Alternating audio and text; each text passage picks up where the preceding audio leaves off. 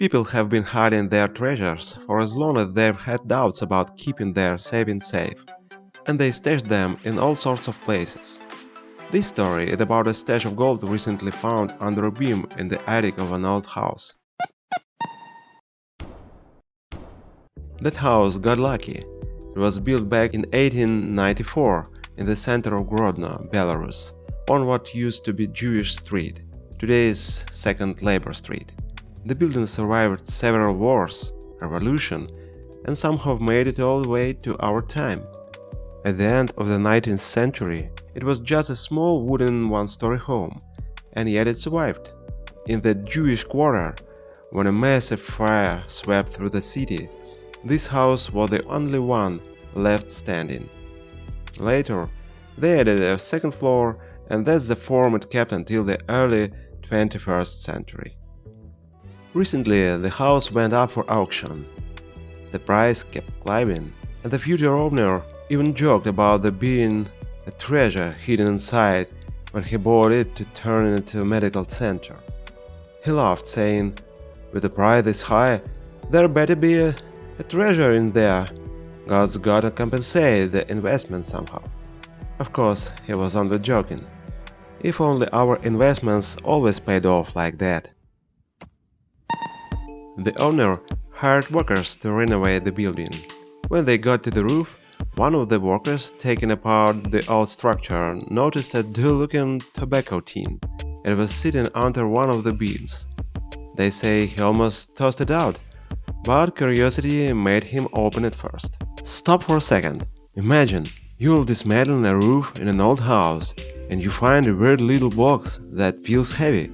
Would you really throw it away without checking inside? Once, while clearing out a basement during a renovation, I found a heavy box myself, stuffed with junk, but also full of old coins. One day I'll make a video about that. Anyway, back to Grodno. The box looked like it was filled to the top with gold jewelry, coins and ingots. The builder turned out to be an honest guy, so he called the owner right away. Or maybe he got scared someone had seen him find it. Who knows? Police showed up instantly. Of course they did. And only specialists from the Grodno History and Archaeology Museum to catalog everything. Just imagine a little box lying quietly for decades, and suddenly it causes such a commotion. Straight out of a joke. By the way, you do know the channel is called Golden Hobby, right? If you enjoy this kind of videos, support the creator. Likes, comments, shares, Patreon, YouTube memberships, super thanks, whatever you prefer. Huge thanks to all channel supporters. Your help really motivates me to keep making quality content.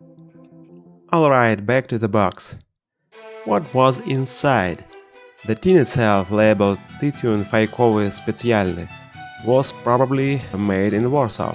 Inside were 23 gold coins from the Russian Empire and the interwar Polish period, more than a dozen rings, 2 chains, several gold ingots, gold-plated dental crowns and a few property documents.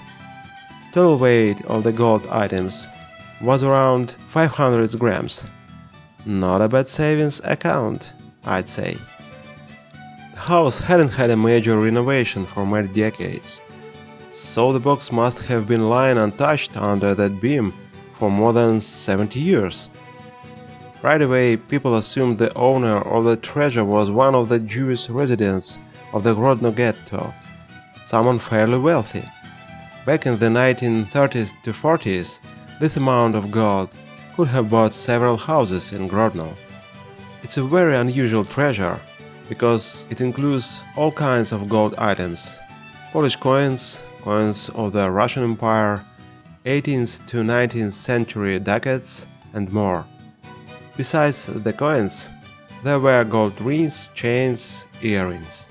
The most unusual pieces were a gold medallion with trimmed edges and the ring with a Maltese cross. The ring is considered the most valuable item in the stash, estimated at no less than $1,500. It may have belonged to a graduate of the Page Corps in St. Petersburg. First, historians thought the treasure was a deposit hidden by one or more Jewish prisoners trying to protect their valuables. But a well-known Belarusian collector later suggested the box belonged to a Jewish dental technician. The head of the Belarusian Numismatic Society backed that theory, pointing to a small unnoticed box with dental tools, white metal fillings, and rolled high-purity gold ingots. There were also documents for purchasing the tools. Dental crowns back then were made from very pure gold, and rings were often used as payment for dental work. Gemstones were removed to weigh the gold precisely. If you're interested in history, I highly recommend reading about the Grodno Ghetto. Its story is horrific and filled with crimes against humanity. Out of 30,000 Jews who lived in Grodno at the start of the war, fewer than 50 survived. We need to remember tragedies like this so they never happen again. Let's take a closer look at the treasure. The oldest coin dates back to the early 18th century, the newest to 1925. The most valuable pieces were an 18th century ducat and 3 other ducats from different years. By the way, the bundle of arrows in the knight's hand reminded me of a thaler from 1620 I once found. In that one a lion held the arrows. That one was silver, though. The stash also had polished 10 zloty coins from the interwar period and an Austrian crown. The rest were Russian rubles, including 5 fairly rare 15-ruble coins from 1897. There are extremely rare versions, worth as much as several whole treasure stashes, but these were the common ones. Still, gold is gold. The rings were simple, mostly wedding bands. Some weighed up to 16 grams. For comparison, today's wedding bands usually weighed 3 to 4 grams. There were no inscriptions. They looked similar to Soviet-era rings, just with imperial hallmarks. Among all the gold was one rusty ring. Why would someone keep iron in a treasure box? Turns out, it's one of the most interesting and probably the most valuable items in the entire find. The ring once belonged to a graduate of the Page Corps, which existed in St. Petersburg from 1802 to 1918. It was a prestigious, elite military school preparing young men for service to the emperor. The ring is rusty only on the outside. Inside it's gold.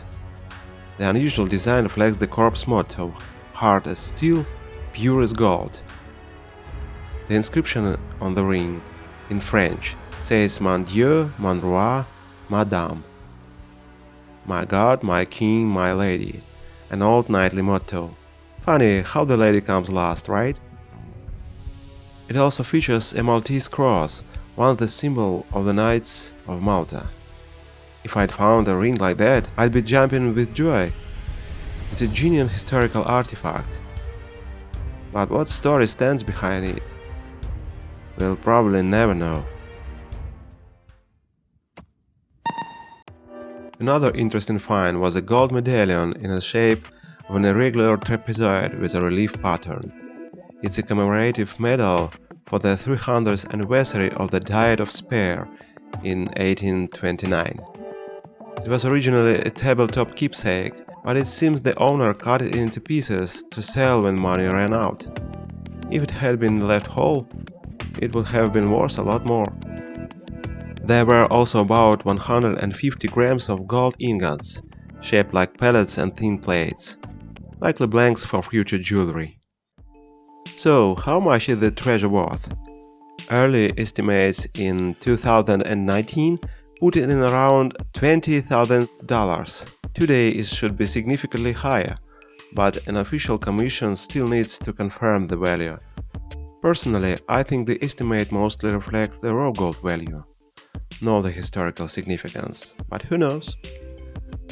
By law, the workers who discover the treasure get 50% of its appraised value, split equally between the building's owners and the 3 people who found the box.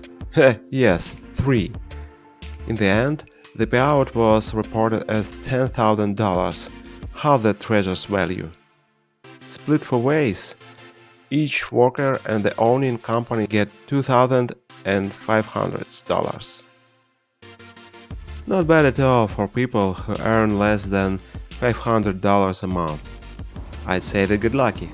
You can swing a metal detector for years and find nothing but bottle caps and modern coins. And these guys stumbled over half a kilo of gold. Maybe you also think that's incredibly luck, but it depends on your perspective.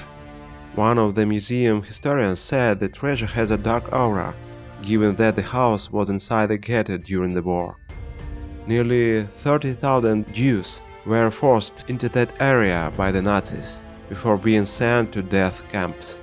The gold belonged to someone who almost certainly died there and never returned for it. So if you were in the treasure hunter's shoes, you might want to pause and think, what do these riches actually mean? What do you think? Would a find like this be a curse in disguise? Some people online even suggested trying to find the original owner's descendants and returning the gold, but that's almost certainly impossible. Friends, write in the comments what do you think of this video format. Would you like to see more of these from time to time? Again, thanks to all subscribers and patrons. Your support means a lot. There is a link to Patreon and YouTube memberships in the description. And there is super thanks for those who don't want a subscription but still want to support the channel. A new metal detector video is coming soon. Until then, see you next time. Wow, look at these finds. I'll show you now.